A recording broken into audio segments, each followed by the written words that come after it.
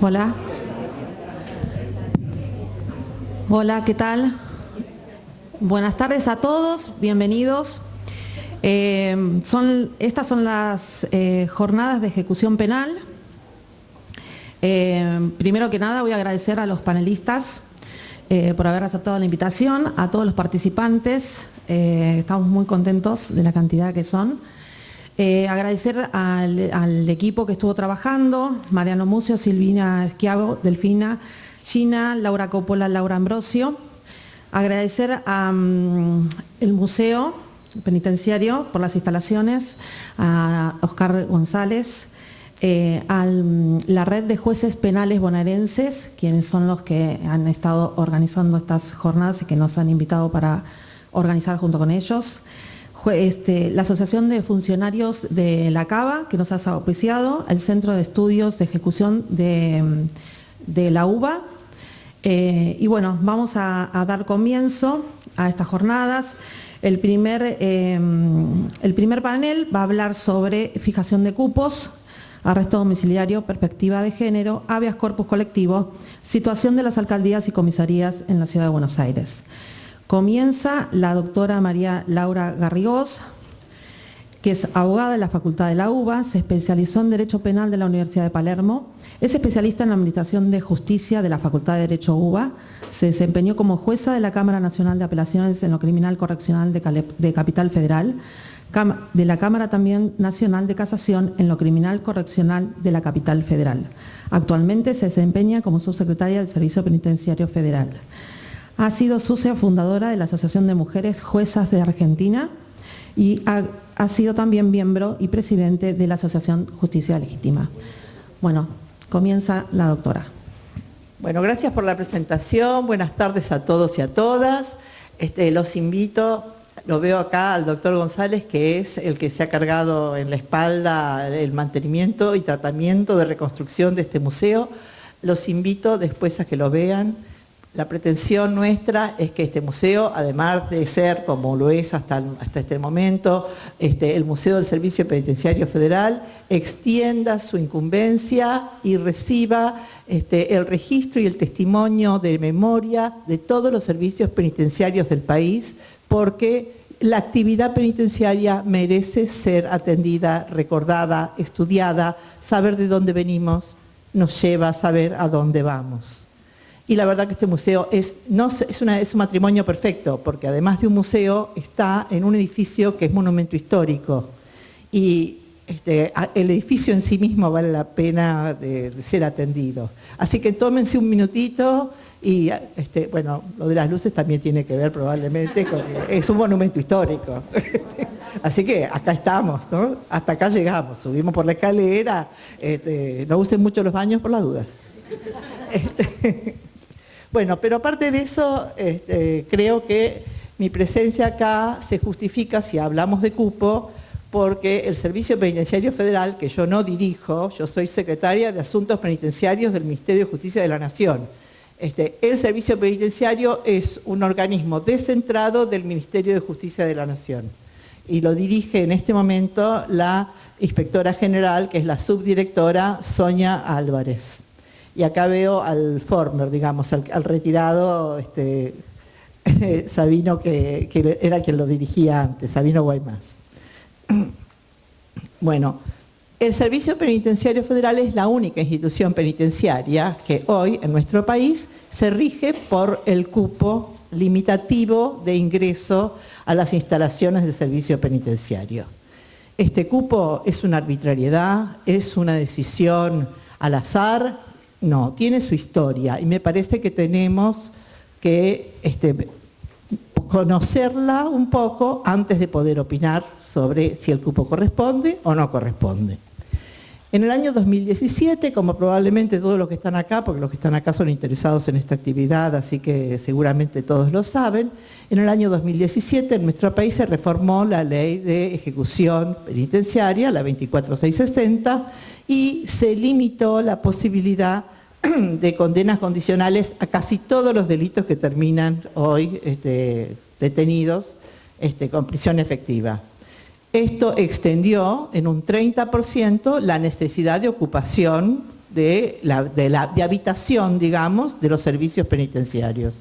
Pero además también se sancionó la ley de reforma procesal respecto de los delitos que se detenían en situación de flagrancia, habilitando un proceso extremadamente rápido que termina casi necesariamente en una condena en general de poca duración.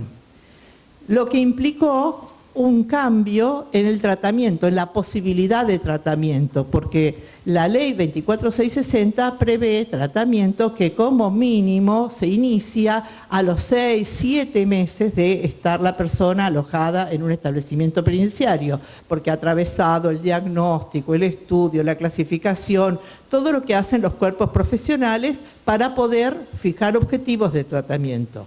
Cuando las penas son de 3 meses, de 6 meses, de 4 meses, la ley no satisfacía ninguna de las posibilidades que esas penas requerían. Y entonces esto llevó a que hubiera que prestar especial atención a estas condiciones. Esto también produjo, estas penas cortas también produjo un mayor cumplimiento efectivo en las sanciones que imponían los tribunales. Porque los tribunales reacios a implicar en una pena corta, probablemente cuando las penas eran más largas y se pensaban de otra manera, ante la efectividad de que la pena iba a caer a lo mejor en 1 mes o en 2 meses después de la detención, preferían permitir que las personas se mantuvieran detenidas en prisión preventiva y después convalidaban esa prisión preventiva con una sentencia condenatoria que probablemente se obtenía porque eran delitos de flagrancia con muy poca pena, con muy poca prueba.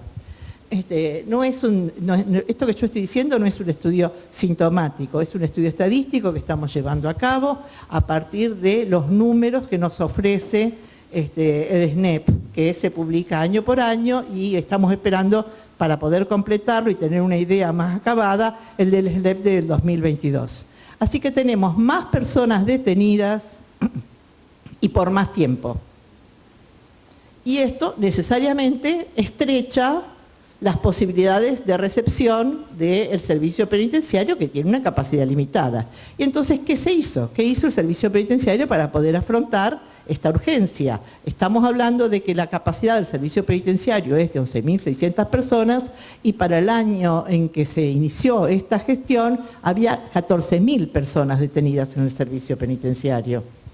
No había lugar para esas 3.000 y pico de personas de más.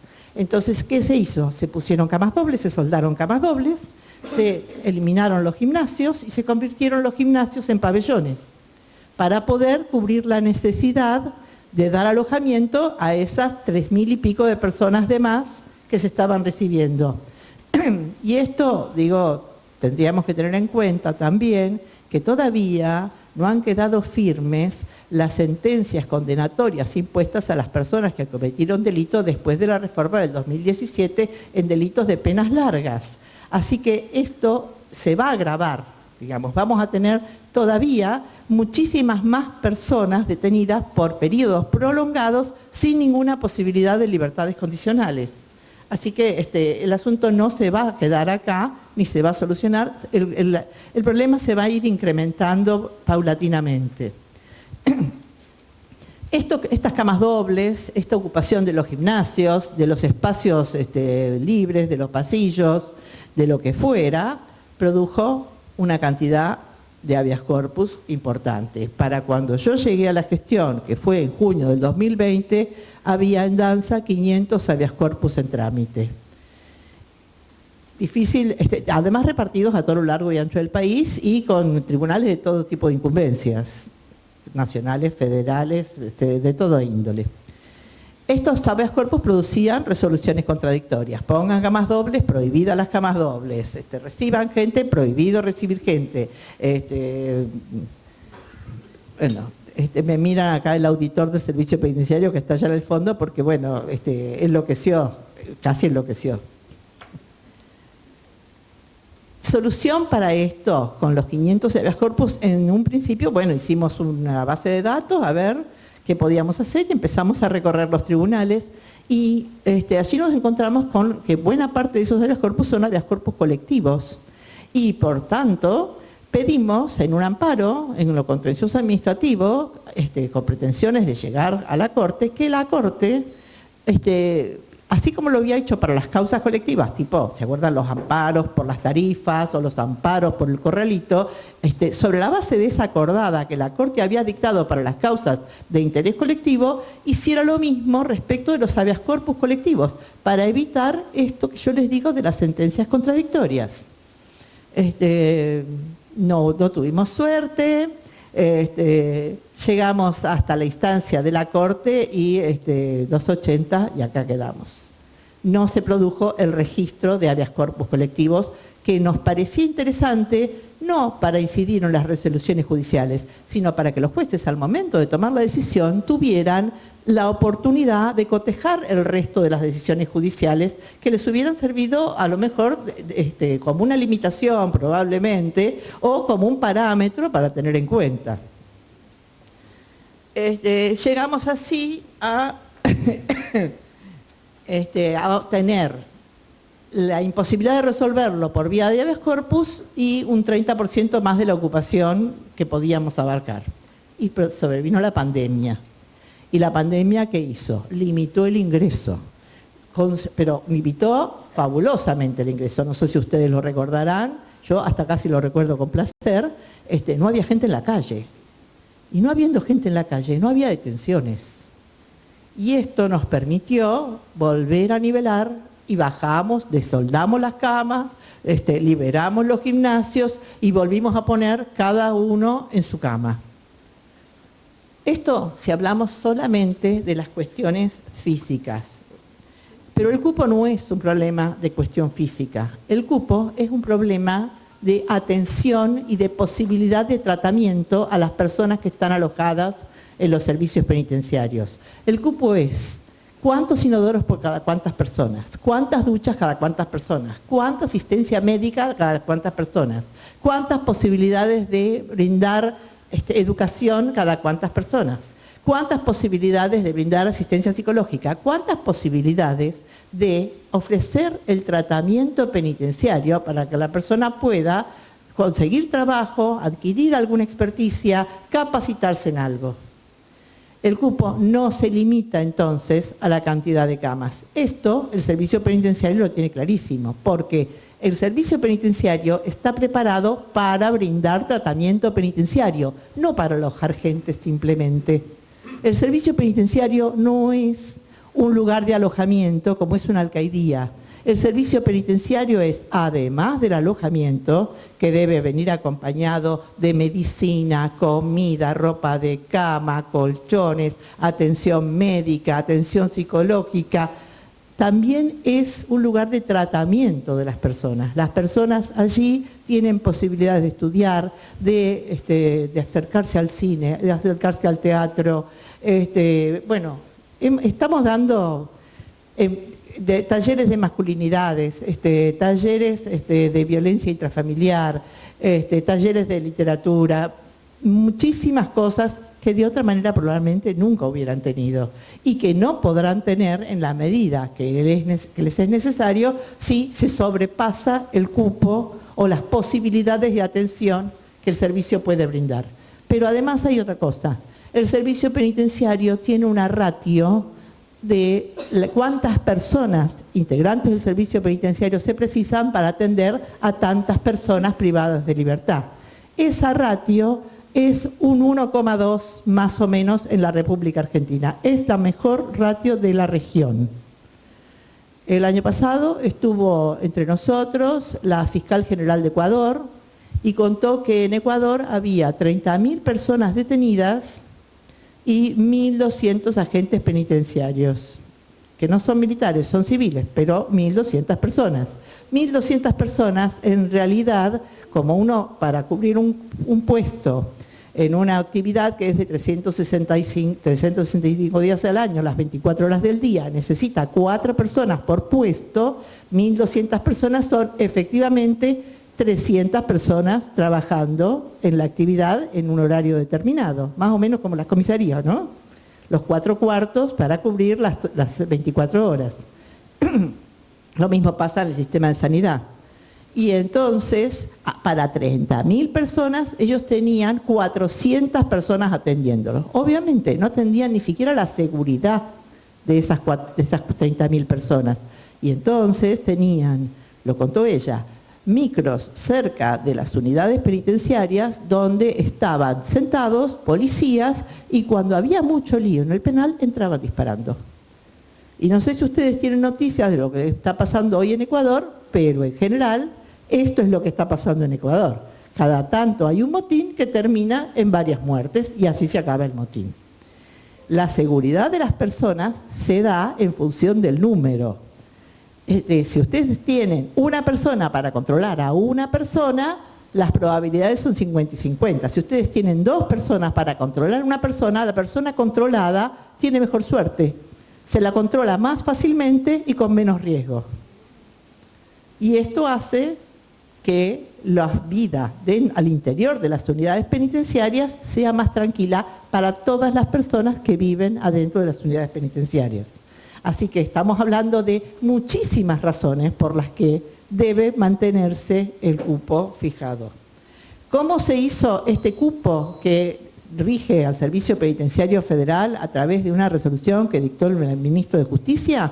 Este cupo se hizo con la gente de la Secretaría de Derechos Humanos de la Nación, invitando a especialistas que trabajaban y trabajan en esta cuestión. Debo decir que cuando yo empecé la gestión me acompañó, creo yo, que uno de los mejores especialistas en materia de ejecución penal que tiene la Defensoría General de la Nación, gracias a la gentileza de la doctora Estela Maris Martínez, que le permitió acompañarnos y él trabajó muchísimo en esta, estoy hablando del doctor Alderete Lobo, él trabajó muchísimo en esta resolución de cupo.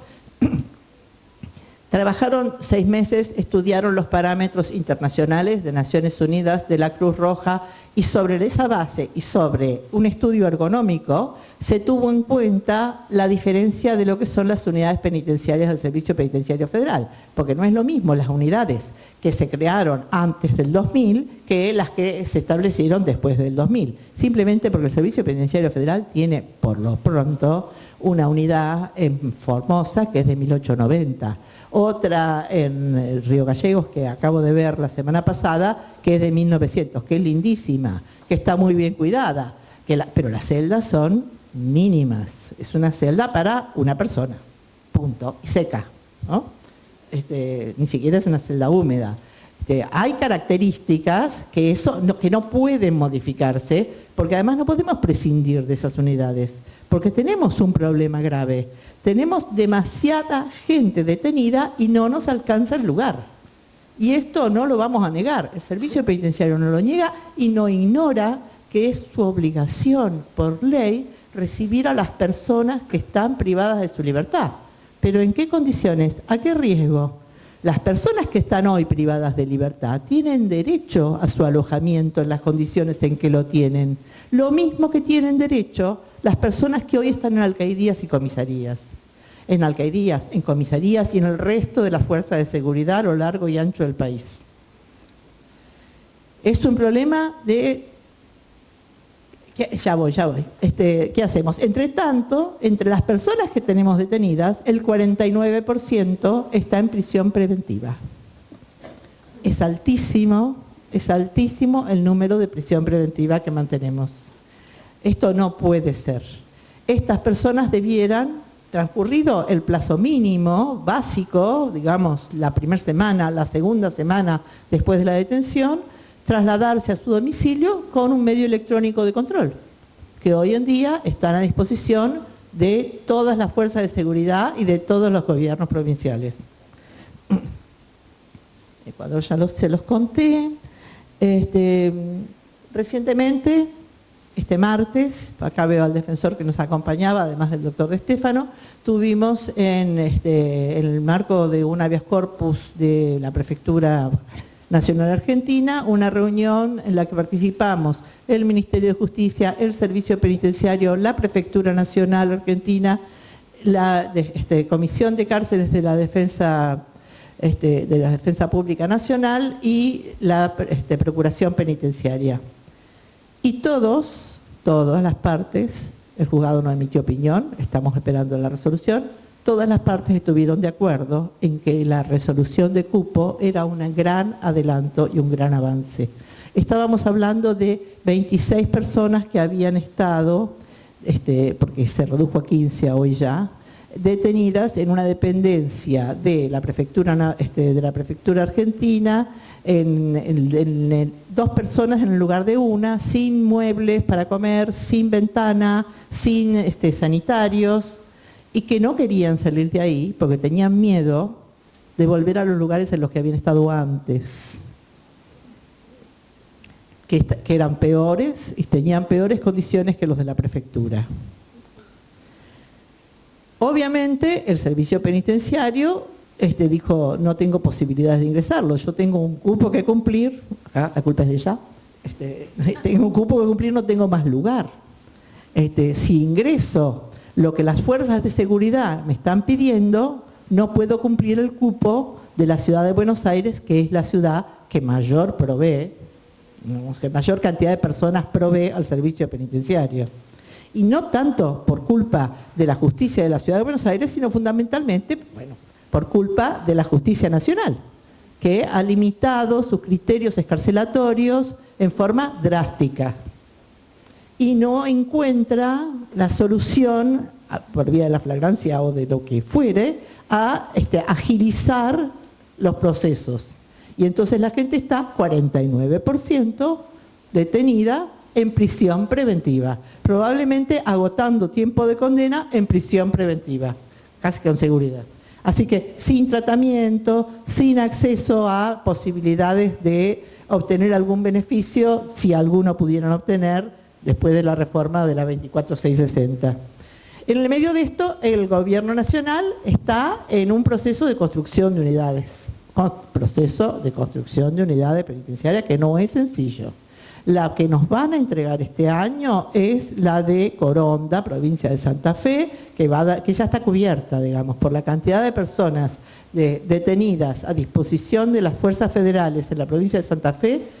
Coronda ya está ocupada. Así que no guarden esperanza sobre Coronda. El año que viene, con mucha suerte, puede ser que esté concluida la unidad de Agote, cerca de la ciudad de Mercedes, que tiene unas 1000 y pico de plazas. Eso va a ser algún tipo de respiro, nada más que eso. Y queda pendiente la unidad de Marcos Paz, que está esperando que el gobierno de la ciudad termine la construcción. Esa unidad, a lo mismo que la unidad de Mendoza, fueron encaradas por el ministro Garabano con un sistema constructivo muy particular, porque el gobierno nacional entregó la tierra y entregó el dinero para la construcción a los gobiernos provinciales. En el caso de la unidad de Marcos Paz, en el caso de Mendoza, Mendoza construye dentro de su propia provincia. Y en el caso de Marcos Paz, el gobierno de la ciudad tiene que construir la unidad de Marcos Paz, para lo cual ya recibió 60 millones de dólares de parte del gobierno nacional, pero no ha cumplido con los plazos de entrega y de conclusión de la obra. Así que esa es una unidad de 2.200 plazas, que tampoco es lo ideal, porque las unidades de esa envergadura son muy difíciles de manejar, pero obviamente necesitamos esas plazas. Tampoco me parece a mí, esto por mi propia experiencia, la solución. Yo no creo que la solución sea construir más cárceles. Yo creo que la solución es limitar el encarcelamiento de las personas en todo lo que fuera posible. En el habeas corpus al que hacía referencia, se le pidió al tribunal que informara a las cámaras de casación, la ordinaria y la federal, y a las cámaras de apelaciones, la federal y la ordinaria, de la situación del habeas corpus, de lo que las partes sabían, porque estaban representantes de todos los requirentes y de los requeridos, de lo que las partes habían acordado respecto de la resolución de cupo, para que los tribunales lo tuvieran en cuenta y hicieron algún esfuerzo para pensar en ese sentido. En el mismo sentido, la Defensoría General de la Nación ha recomendado a los tribunales nacionales y federales el uso de medios electrónicos para evitar el encarcelamiento, y el doctor Todarello tuvo la gentileza de mandarnos una nota haciéndonos saber que la Defensora General había hecho esto. En el medio de esto pasa otra cosa. El punitivismo ha crecido entre nosotros y la necesidad de punitivismo es imparable. El otro día yo me bajé en Córdoba y Florida para ir a comprar un libro y me gritaban por la calle: vas a ir presa por poner presos en libertad.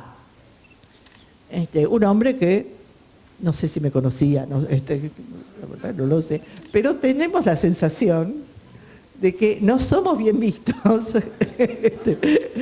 Y yo no soy la que ponga a los presos en libertad. Esto creo que para todos los que estamos acá está claro. Esto es una decisión de los poderes judiciales. El servicio penitenciario no es dueño ni de granjear libertades, ni de recibir gente. Hace lo que puede con los recursos que tiene, lo mejor que puede con los recursos que tiene. Es dentro de la región, y lo digo en serio porque he tenido tratos con todos los miembros de los servicios penitenciarios de toda Latinoamérica, es lo mejor que tenemos y lo mejor con lo que podemos contar.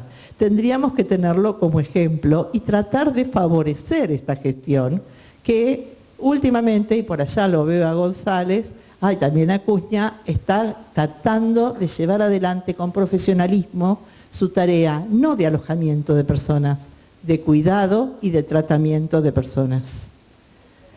Bueno, ya está, ya terminé, gracias. Gracias. Hola. Bueno, muchas gracias por la exposición. A continuación va a hablarnos el doctor Marcelo Jorge García. El doctor es abogado de la Facultad de Derecho, realizó un máster en Administración de Justicia, se doctoró en Ciencias Jurídicas en la Universidad de La Matanza, defensor oficial penal entre los años 98 hasta el 2003, cuando fue nombrado como Defensor General del Departamento Judicial de La Matanza, provincia de Buenos Aires. Es profesor adjunto del Derecho Penal en la UBA y en la Universidad de La Matanza. Es coautor del libro La Defensa Pública Penal de la Inquisición al Sistema Acusatorio. Autor de numerosas publicaciones vinculadas a la cuestión penal, como así también brindó numerosas disertaciones y cursos vinculados a dicha materia en el ámbito de la defensa pública. Continuación. Bueno, muchas gracias por la presentación y por la invitación a participar de esta jornada. Es un gusto estar acá con ustedes, acompañado por tan distinguidos panelistas. Bueno, la idea es contarles un poco la experiencia de Provincia de Buenos Aires en materia de acciones colectivas de habeas corpus, básicamente la experiencia producida a través del caso Berbisky. Entiendo que acá el auditorio, la mayoría son operadores del Sistema Nacional o de Cava, y la idea es contarles un poco nuestra experiencia en esta acción que ya lleva de iniciada 22 años, ¿no? Me voy a parar así puedo ver el proyector. Bueno, ¿me puede pasar al siguiente? Bueno, estas fotos, no sé si los tapo, es la misma comisaría. Apretá de vuelta, a ver si aparece abajo La primera foto es del año 2005, un mes después del fallo Berbisky. Cuando sale el fallo Berbisky, nosotros hacemos una recorrida y documentamos la situación de todas las comisarías de La Matanza y esa foto es de ese momento. Y esta es de hace un mes. Es en el mismo lugar. Estas fotografías son elocuentes de que el mandato de Berbisky no está cumplido, ¿no? Porque si uno ve, dice, bueno, no hay muchas diferencias en cuanto a la primera foto, no es muy buena, pero no se ve muy bien, pero la cantidad de personas que en la foto de la derecha están en esa única celda, las 24 horas, vean, por ejemplo, que siempre recurren a colgar las cosas del techo, porque se ponen las cosas en el piso y no tienen lugar, digamos, ¿no? Bueno, la siguiente. La idea es, bueno, contarles un poco la situación de la provincia de Buenos Aires y después hacerle un recorrido de una línea de tiempo respecto del caso Berbisky, que la línea de tiempo es larga, ¿no? Porque hace 20 años que arrancamos con esto. Esta es la situación de cantidad de detenidos en la provincia, de personas privadas de la libertad en la provincia de Buenos Aires. Vean que esto es, hay dos filminas porque es mucho, esto es desde el año 1998 al 2009. En el año 1998 había en total 15.000 detenidos en la provincia de Buenos Aires, 12.000 en unidades, 12.400, 2.800 en comisarías, los rojos de comisarías. Fíjense que del 99 al 2003 la población se incrementa en poquitos años, ¿no es cierto?, en 13.000 detenidos. 13.000 detenidos, casi el doble. Al 2004 el doble. Acá 1999 es en un momento político, el gobernador asume como gobernador Rucau, que llegó al poder, digamos, con un discurso de mano dura, de meter bala a los delincuentes, digamos, ¿no? Bueno, Aldo Rico, ministro de Seguridad, una época donde las leyes provinciales se endurecieron, se restringieron las posibilidades de conceder excarcelaciones, por ejemplo, en los delitos violentos, ¿no? En cualquier delito violento no se podía conceder una excarcelación. Es en el 2001 cuando se inicia el caso Berbisky con una presentación que hace el CELS. En ese momento, en comisaría había 6.100 detenidos y el cupo, en ese momento, en la misma presentación del CELS, alude a alrededor de 3.000 detenidos. Esto es toda la provincia de Buenos Aires. Después ven acá que 2005 es cuando sigue creciendo la población. El fallo Berbisky sale en el 2005 y ahí fíjense que el fallo tiene un primer efecto positivo porque la población se reduce. Al año siguiente estábamos en 28 y en el 2007 26.000. Y fíjense en comisarías. En el 2005 había 6.000 personas, en el 2006 3.800, en el 2007 2.700. Pasame la siguiente, por favor. Esto sigue más o menos estable hasta el año 2014, que es cuando se empieza a disparar nuevamente la población, la cantidad de detenidos. En el 2014, cuando esto empieza a crecer nuevamente, fíjense que ahí empieza de vuelta un crecimiento exponencial. En el 2014 había 33.000 personas privadas de libertad y hoy hay 56.000. 56.000. Del 2014 al 2023 la población creció en 23.000 personas. Cuando nosotros vemos que la situación empieza a recrudecer, hacemos una presentación en la Corte de la Provincia, en el Berbisky de Provincia. Digamos, el Berbisky de Nación había dado origen a un fallo de provincia para cumplir el Berbisky de Nación, que lo presentamos en el 2014. Bueno, ahora les cuento, en la línea de tiempo esa que viene, les cuento qué pasó, pero bueno, fíjense este crecimiento exponencial hasta que sale Berbisky 2 por la Corte de Suprema Justicia de la Nación, esto es recientemente, en el año 2021, y en el año 2022 hay una nueva pronunciamiento de la Corte de Provincia y ahora les cuento en qué estamos con eso. Pero para que vean un poco la situación. Pasame la siguiente, ¿no? Bueno, esto es solo comisarías, ¿no? Porque la presentación original del CELS era solo por comisarías.